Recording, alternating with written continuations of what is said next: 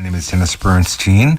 We are delighted to welcome back my good friend, my old friend, Randy Credico, satirist and host of Live on the Fly, and has been doing the most important programming for several years now in trying to save the life of Julian Assange.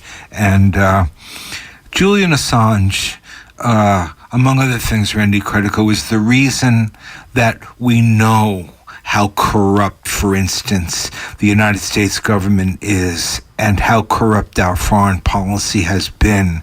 And he has held countries all over this world accountable for their illegal activities, oftentimes leading to deadly wars. How's Julian doing, Randy? Well, first of all, Dennis, thank you for having me on the show. It's always a pleasure to be on this show. And we've been doing the Assange thing for 6 years, and from WBAI to KPFA for 3 years, and then, podcasting back at WBAI. But, you really picked up the slack there and we still do it occasionally just here. But how is he doing? I don't know. The guy's been in prison now for 3 years, and 3 years this April 19th, I believe, in a dank dark. You look at the mid ages, and they had the Tower of London, and that's the conditions that he lives in. A brilliant, sensitive,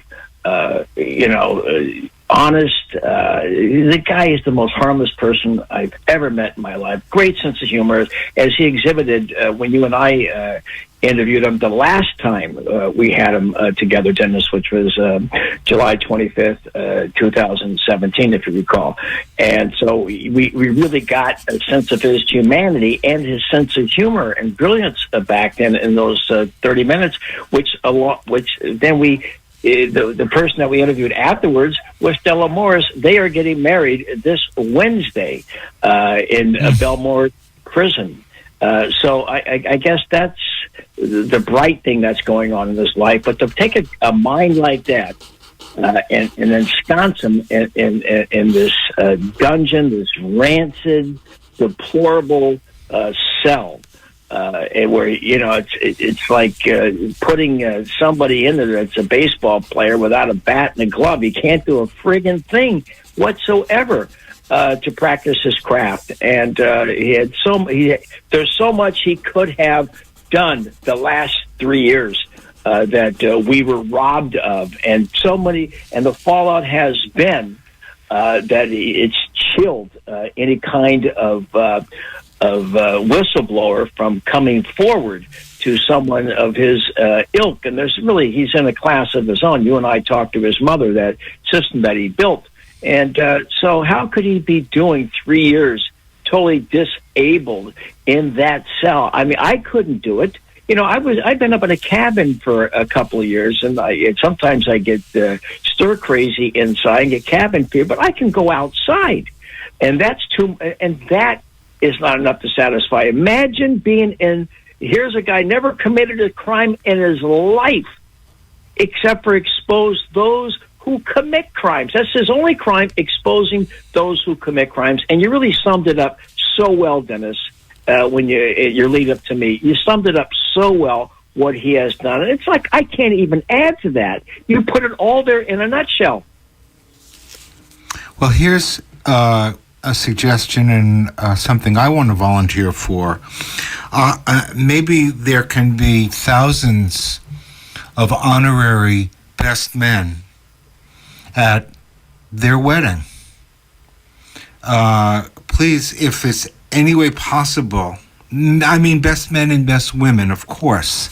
If there's any possibility for I'm sure there are thousands of folks who would like to be best men and best women and speak up for Julian Assange, whose reporting, again, was all about undermining the subversion of out-of-control governments, and oftentimes had to do with trying to stop, undermine war.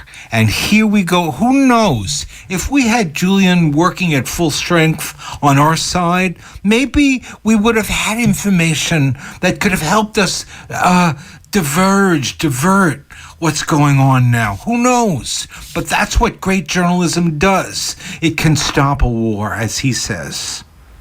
Right. You're absolutely right. Most people don't know. And, if we're going to drift into the current crisis, it's totally forbidden. It's verboten to even talk about, to look for analysis and root causes of the current conflict in Ukraine. You can't even talk about it and say, well, what about? No, you can't even do it. You can only talk about after it started. You can't talk about anything that led to it. That's like saying Lincoln invaded the South.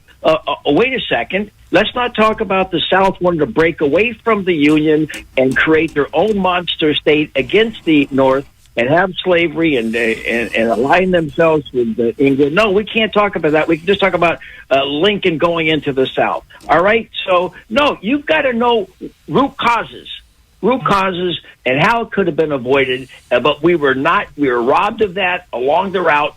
And then right now, you can't even talk about it without looking like you support the bombing of buildings in Kiev. That's the situation that we're in right now. You can't. They're banning books. They just banned Karl Marx, who was a German citizen, not even Russian. They banned him as if Russia is a communist state right now. It's a capitalist state, and they banned that. That's the hysteria. Banning Stoli, which is made in the U.S.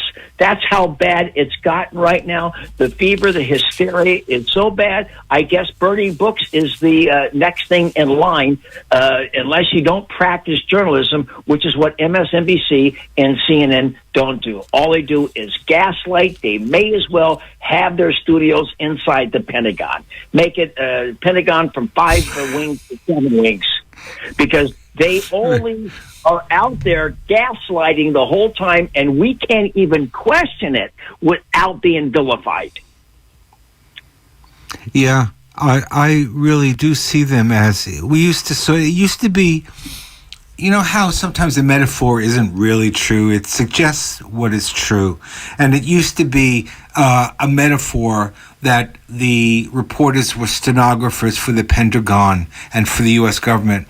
But now that is not an exaggeration. It's an understatement. They're writing, they're saying it before their guests, who then usually a general or some lying former CIA official who's been lying for 30 years, elaborates. The most left-wing person they have now, or the most progressive person they have on CNN now is James Clapper. That's how bad it is, all right? So he's like the former CIA director, yeah. Who escaped. They got these two guys, Jim Acosta and Jim Sciolto, who escaped from the display window at Saks Fifth Avenue, where they were working as mannequins, and they finally got a gig as a journalist. They're out there, and it's like they make Operation Mockingbird look light. It's so obvious. They don't even pretend to even put a semblance of some kind of balanced reportage when covering these events and any other event that involves the United States. So it's really. I mean, I'll tell you, I don't know the difference now between CNN and the news and Let's Make a Deal or the dating game or the newlywed game. It's all the same crap, man. You're not getting anything.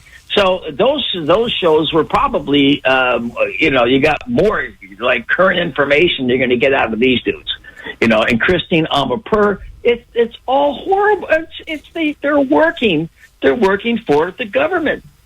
And that's not to say that you and I support an invasion of Ukraine. But you got to say what drove some. We can ask the question, why did it happen?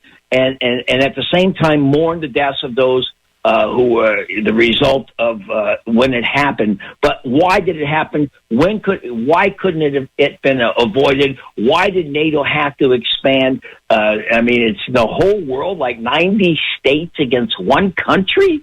I mean, seriously, how much would we take? And that doesn't excuse. We're against all war, but they should have known better when they made the deal with Gorbachev. They're not going to expand another foot, but then they expanded all the way to Estonia and Latvia, and now they want to get into Ukraine. And Ukraine's putting up a fight. Why? Because they've been armed to the teeth, paying money for weapons that Raytheon and all these other huge profiteers of merchants of death have provided, and we're paying for it at the end of the day, and I guess they're paying for some of it too, but we're paying for it with their tax dollars. And so it's really an unfortunate situation to be in as a journalist right now, to look at this and analyze it, ask questions without being vilified and tarred and feathered, because that's what's happening. And they're taking off. We're talking about Russia, silencing any media criticism. Well, why?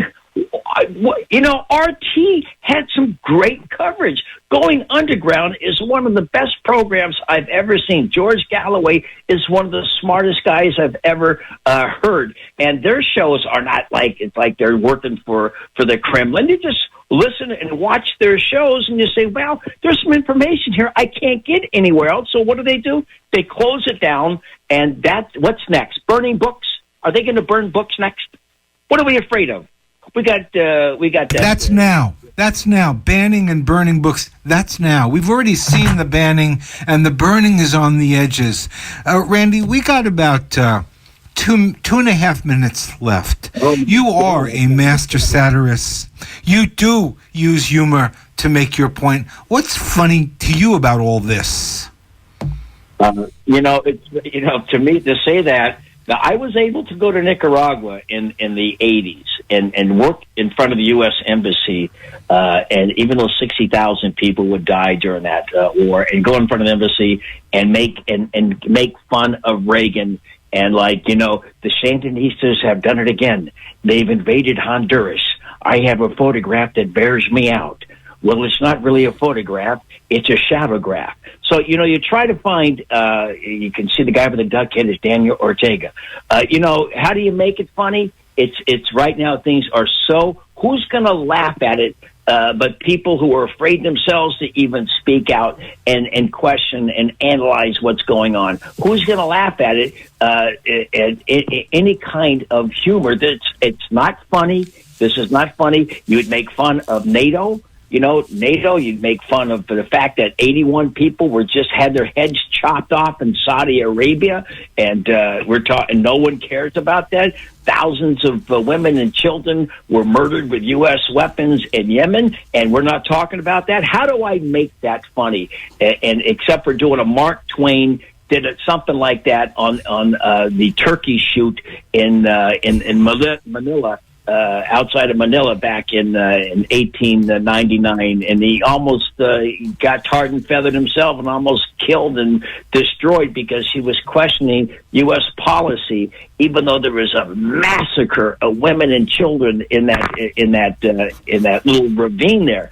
And I forgot the name of it. There's a great story that he wrote about it. So how do you make it funny? You can only talk about the hypocrisy of it all, and it would only be dark humor, I suppose. And I certainly have not thought about trying to, except for between you and me, making fun of the journalists here. That's easy to do because, who is more humorous than Ari Melber and Chuck Todd and these other clowns, Wolf Blitzer and Jake Tapper?